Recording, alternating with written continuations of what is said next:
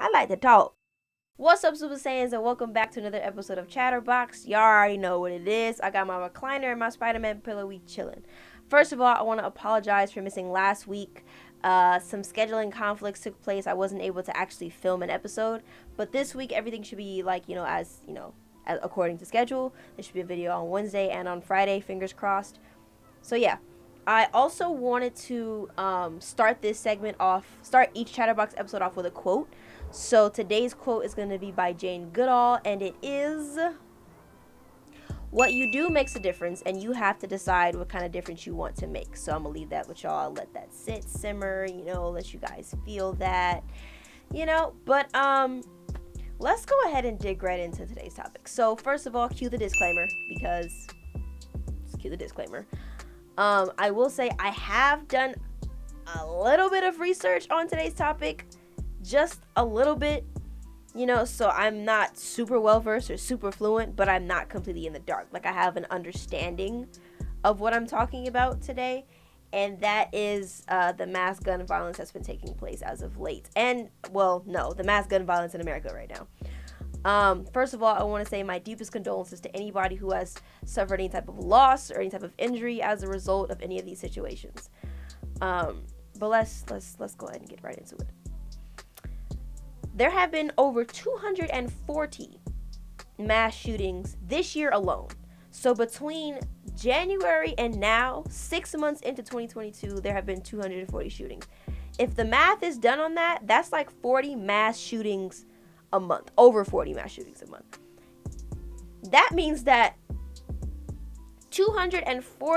over 240 people have walked into populated areas and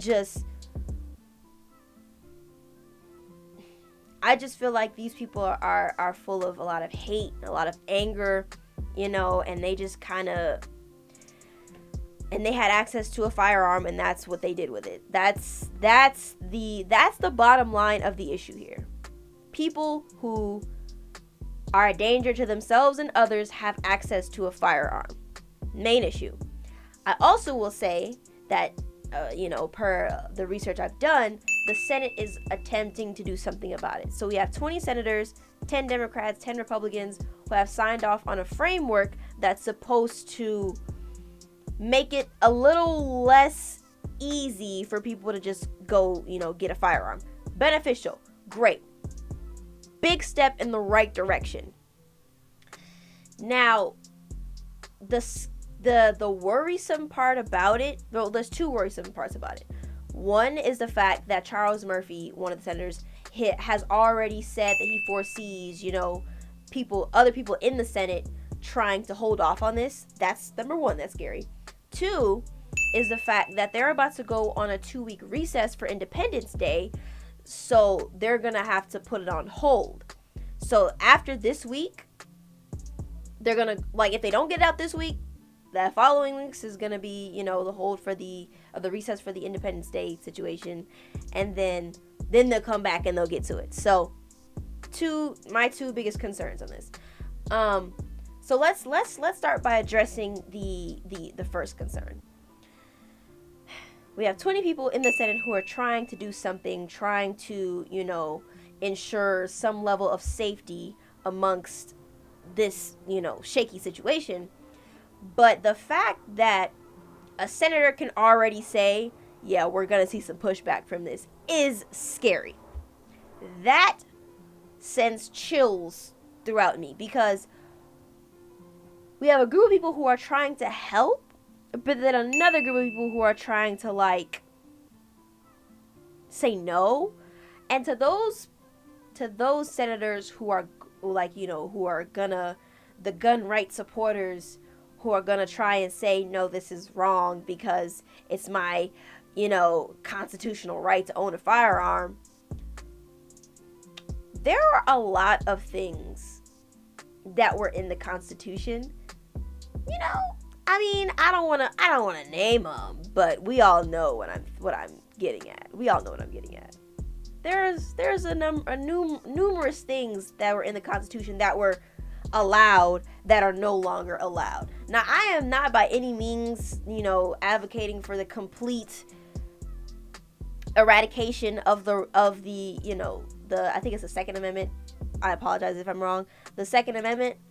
But I think there should be, like, just some nuances, some smaller details, some fine print situations that should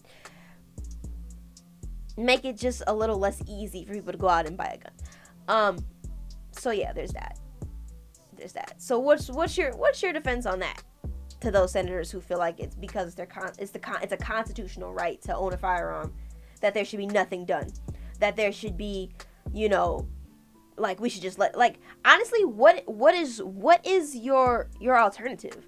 Like, if you're not going to sign off on the bill that's gonna help, what else is there to do? Just sit there? Like, what are we doing? What are we doing? And as for the second concern of the 2-week recess, now, when the article that I read on the Washington Post, it said that one of the senators said that, it could take a couple days to get the bill out. I say, let's just get it out ASAP. If we can get it out this week, that would be gorgeous. If you could get it out, like, just something, written, something that would hinder, just anybody from going and getting a firearm to do what they will with it, do what they please, that would be awesome. Just something.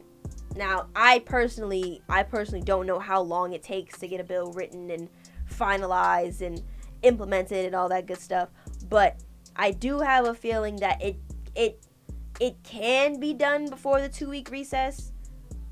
It should be done before the 2-week recess, because these mass shootings have been happening back to back to back. Like, I saw something yesterday about another one. I don't remember where it was, or how many people saw, or how many casualties there were. But it's happening too much. And don't get me wrong, there's a lot of stuff in life, there's a lot of stuff in the world that happens too often that a lot of people, suffer from, and bad things happen because of said situations. But the fact that there have been so many shootings just this year alone, mass shootings just this year alone, there should be, like, alarms ringing off somewhere in people's heads. And to those senators who are like a little more lackadaisical about it, that's a problem. I repeat, that is a problem. The same alarms that are going off in these 20 senators' heads should be going off in all of you guys', because I don't see a logical reason to stop or to hinder this bill. Don't see a logical reason. Yeah. But let's the mass shooting that happened in Buffalo at the Tops marketplace. I think the part that baffles me the most about that is the fact that he live streamed it and still walked out, like, unscathed. Like, don't get me wrong, I'm not wishing, death or the infliction of pain or anything on anybody, but let's just be honest. If he was any other race, if his skin was like any other shade but the shade it was, the cops would have went in there guns blazing. Like, let's just keep it a stack. Let's just keep it a bug.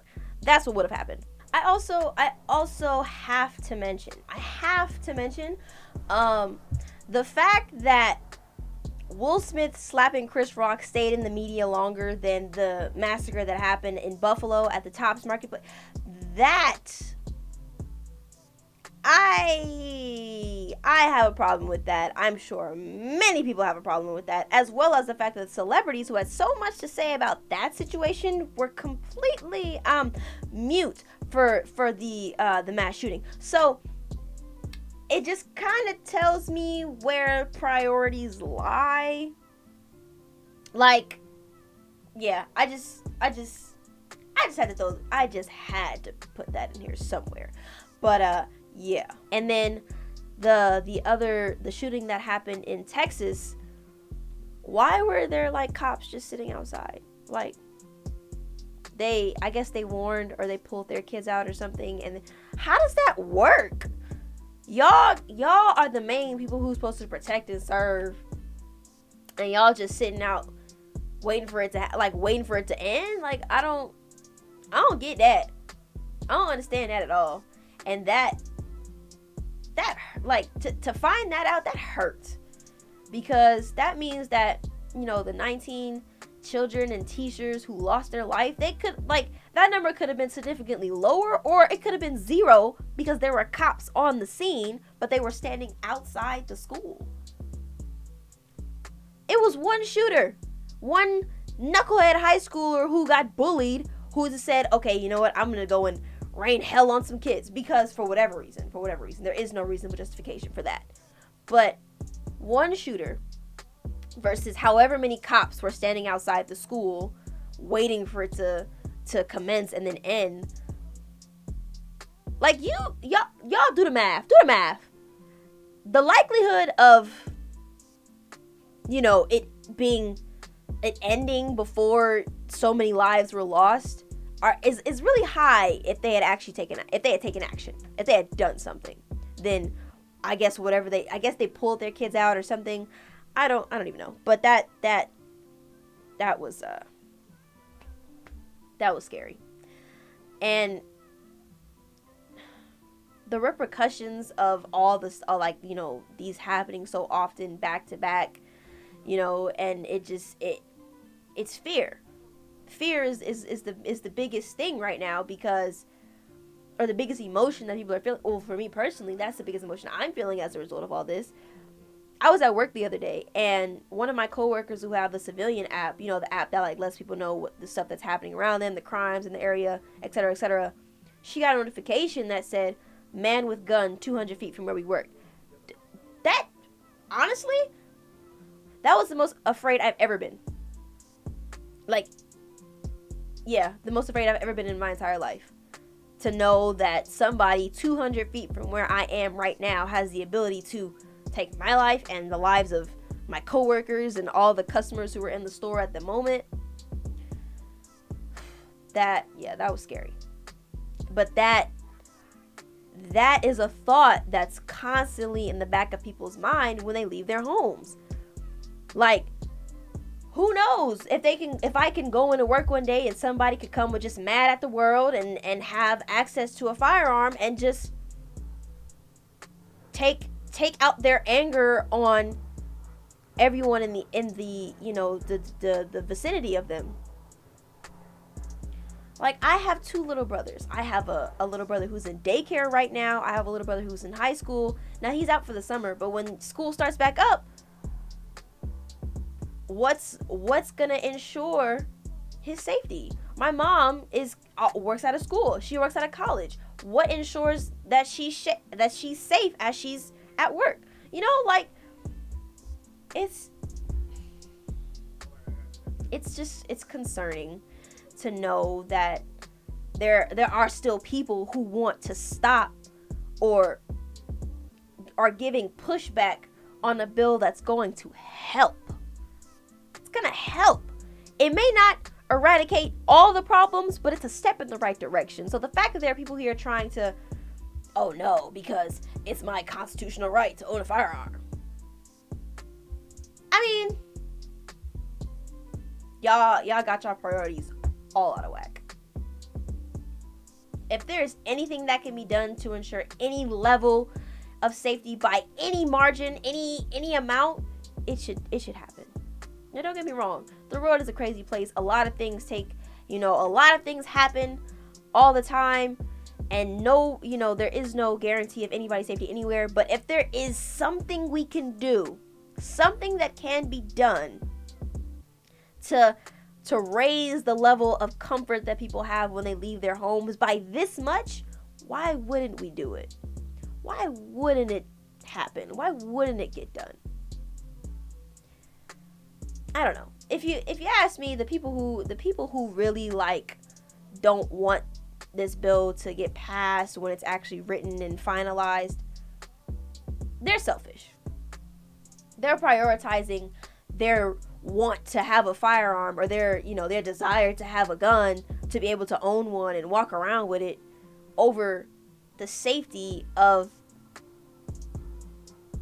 the children who are in schools right now, the people who are shopping at grocery stores, people like me who work at hotspots for, I almost forgot to preface it by saying the place that I work, there's like a political something going on in that area right now. So if somebody wants to come in and take their anger out on the world there, it's a possibility. But then again, it's a possibility everywhere.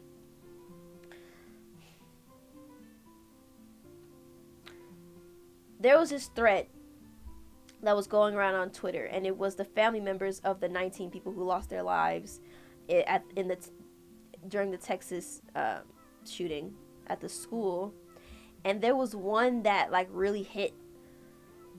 It was I think it was somebody's older sibling, and they said, I'm sorry, I forgot to say good morning to you, before you went to school. But it's like, nobody sits and thinks, nobody passes their younger sister at the kitchen table eating breakfast and thinks, oh, they're gonna walk into school today, and there's a high possibility that they're not gonna walk out.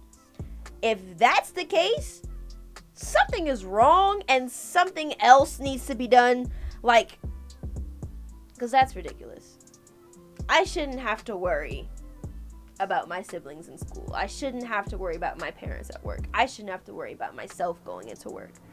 I shouldn't. Because there should be measures that should be in place. There should be, things that should be in place to prevent that. So I asked again, the people or the senators who probably are never going to see this video, but on the off chance that they do end up watching it, let's put that to the side for a second and just let this bill pass. Please. Because it's scary out here. Now, don't get me wrong, the world is a scary place in general, but just it's just so many of these specific situations that have been taking place, and up until now nothing has been done. So now that we're trying to get something done, now that something is happening, y'all want to stop it? Y'all for real? Sorry. I say, just once again, let your loved ones know that you love them. Any problems that you have with a family member or a friend, squash it, because it is not worth finding out or being mad at them, or being in an argument and then finding out the next day that they're gone. Because life is short, anything can happen. You know what I'm saying? God forbid I have an argument with a friend or a family member and I find out the next day that they're gone, or they find out the next day that I'm gone. Like that, I can't imagine that, and I don't want it to happen. Can we please. The takeaways from today's episode: the Senate is trying to do something. Well, some of the Senate is trying to do something. Other people on the Senate are gonna try to get pushed back. Hug your loved ones. Let them know that you love them. Yeah, and everybody, just do your best to stay safe out here right now. I mean, I don't exactly know what can be done as a normal civilian, but just do your best. Keep your head on a swivel. Just pay attention to your surroundings, etc., etc. Yeah. But that pretty much concludes this episode of Chatterbox. Thank you so much for tuning in. I'll catch you guys next week.